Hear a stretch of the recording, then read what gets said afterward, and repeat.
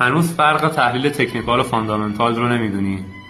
توی این پست همراه من باش تا من به صورت خودمونی اما کارآمد برات این رو توضیح بدم.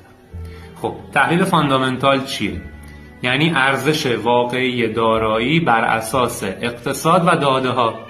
از چه ابزارهایی استفاده میشه؟ نرخ بهره، تورم، رشد اقتصادی، تراز تجاری، عرضه و تقاضا، سیاست‌های بانک مرکزی و اخبارها. چی کار میکنه برامون؟ تعیین ارزش واقعی و تشخیص این که قیمت فعلی بیش از حد یا کمتر از ارزش ذاتیه. یعنی یک کالایی داخل بازار ان تومن قیمتشه، قیمت ذاتیش ان تومنه. داخل بازار حالا به دلیل عرضه و تقاضا یا هر عامل دیگه n به علاوه 1 یا n منهای 1 خرید و فروش میشه. فاندامنتال این رو بررسی میکنه و داخل بازارهای میان مدت تا بلند مدت مثل هفته ها، ماه ها و سال ها کاربرد داره. و چه کسایی این کار رو انجام میدن؟ سرمایه گذاران، هولدرها یا کسانی که به دنبال تحلیل عمیق بازار هستن.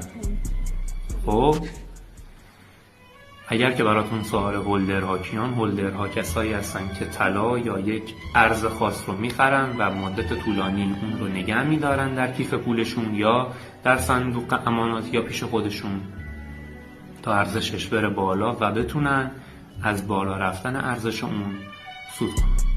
و اما تحلیل تکنیکال، تحلیلی که زیرشاخه‌های زیادی داره. تحلیل تکنیکال یعنی چی؟ یعنی رفتار قیمت و الگوهای نمودار.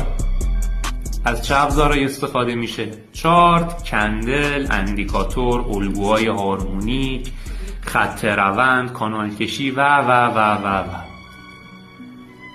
چی کار میکنه برامون؟ پیشبینی جهت قیمت آینده بر اساس گذشته. یعنی گذشته قیمت رو بررسی میکنن تا بتونن آیندهش رو پیش بینی کنن.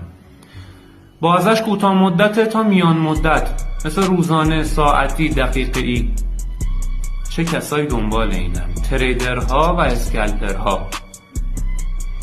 یه پست مجزا راجع به اسکالپر و سوینگیر براتون میذارم. و اما میزان ریسکشون، میزان ریسک جفتشون بالاست، هر کدومش به نوعی. اما بستگی به دیدگاه شما نسبت به بازار داره. بهترین راه برای ترید کردن